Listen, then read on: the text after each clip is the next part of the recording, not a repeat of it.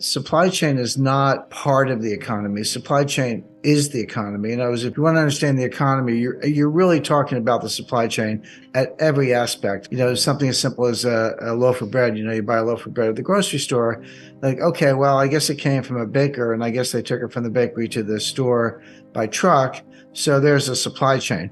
Well, that's about as simple a version of the supply chain as you can imagine. You have to just start going from there. It's like, well, did the bread come in a plastic wrapper or a paper wrapper? Well, that wrapper came from somebody. Where'd the truck come from? Well, obviously a truck manufacturer. Where'd the driver come from? Somebody had to make a career choice and be trained. And what about the diesel fuel in the truck? That came from a refinery, and that came from oil exploration. Then you get back to the baker, and it's like, oh, well, I guess he had an oven or she had an oven. Where did that come from? And then you find out that the ovens are, industrial ovens have parts from 25 different countries and so forth. Well, without belaboring that point, you get back to the farmer and the wheat and the fertilizer and everything else, and really what's called the extended supply chain. And you're like, wait a second, that's a huge number of countries, a huge number of imports, and a big part of the economy, which it is. And then every link in that supply chain I described has its own supply chain behind it to get to source materials and intermediate manufacturing and so forth. And then that's for a loaf of bread. Well, what about your car, your furniture, your clothes, and on and on and on. Once you start thinking about what supply chains are, you realize it's just the cardiopulmonary system of the entire global economy. So, the supply chain book shines a light on the entire global economic process. And I have whole chapters on that talk about China, the war in Ukraine, and climate change. And you say, well, the interesting topics, but what do China, Russia, and climate change have to do with the supply chain? Well, the answer is they are, kind of global macro earthquakes. Russia's invasion of Ukraine led to sanctions against Russia that affect everything, imports, exports, strategic materials, semiconductors, fertilizer, oil, natural gas, etc. Again, you're saying, well, okay, Boeing makes aircraft. They need titanium and aluminum. Where does that come from? Turns out about 30% of it comes from Russia. So how are you going to keep the Boeing assembly line going when you're shutting down strategic metals from Russia? I can go kind of on and on there. China, everyone says, well, they slowed down because of the zero COVID policy. And that certainly has been detrimental to their economy. Shanghai, a city of 26 million people, Beijing, a city of 22 million people, they were both locked down entirely last spring. When I say entirely, no transportation in or out, nobody on the streets. You had some essential workers, people had to get to work. You had to have a COVID test, a negative result that was not more than 2 days old. So these were extreme lockdowns and obviously very, very detrimental to the economy.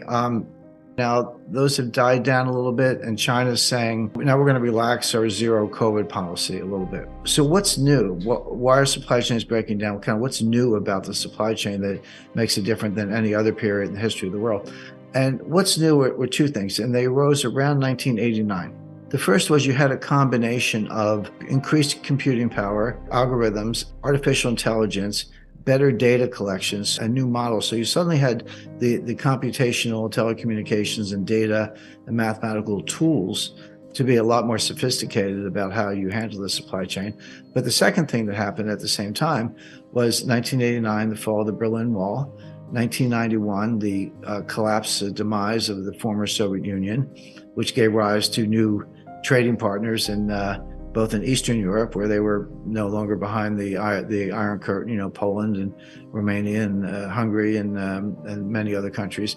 And at the same time, you had the rise of China. China did have a fairly high growth period in the 1980s, but nothing like we see today. And it all came crashing down in 1989 with the Tiananmen Square massacre. And that really shut down U.S.-China relations, not fully, but there was no Western investment coming into China. The two countries were distant. Well, that ended around 1992. Deng Xiaoping did what he called the Southern Tour, where he reaffirmed China's commitment to capitalist principles. They weren't overthrowing communism, but they were embracing capitalist market ideas.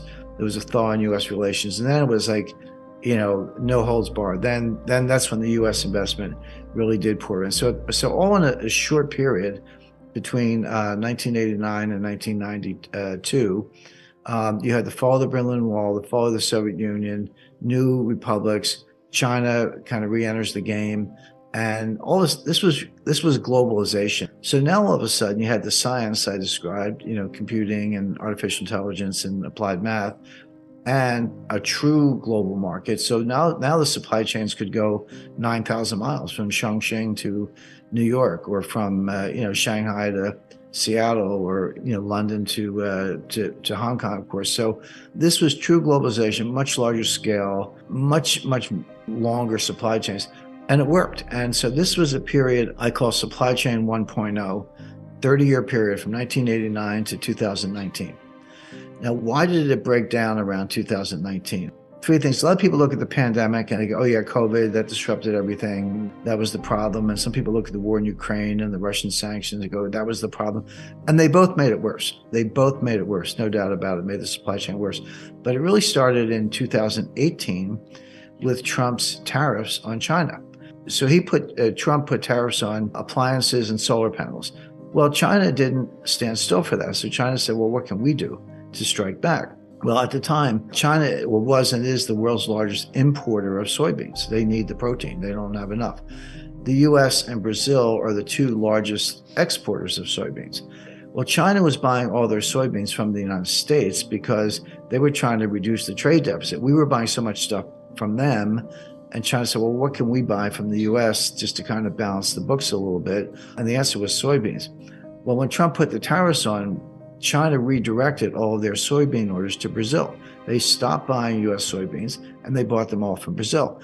Well, there's a lot more to that than a phone call. You got vessels and dry bulk carriers and transportation lanes and port facilities. And, if you're Brazil and you get all these orders, you got to get trucks to get the soybeans to the ports. You got to open up port facilities, et cetera. The point is, this is a major, major shift in global logistics, just to change the order book from the US to Brazil. Beyond that, people involved in this, they don't want 6-month contracts. They want 5-year contracts, or at least 3-year contracts. And they got them. And so now all of a sudden, China's buying all their soybeans from Brazil. But this scrambled global supply chains. Now, what are the US farmers doing? We're still growing the soybeans. We can't sell them to China.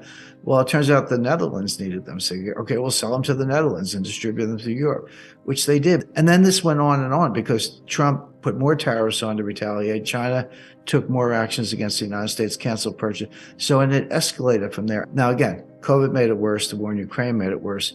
But it's very clear that that's where it started. So that's why I use 2019 as just, kind of an arbitrary date with a 30-year period of supply chain 1.0. Now we're getting to supply chain 2.0, but we're not there yet. We're in this messy, in between, inefficient, muddling through period where things are broken, but they'll never be put back together the way they were, but we haven't produced or created the new model supply chain. We're just muddling through, and with a lot of disruption, a lot of empty shelves. You have to understand, it took us 30 years to build this. We blew it up in about 3 years. It's not going to come back overnight. It's going to take 5 or 10 years or maybe longer to rebuild in some form.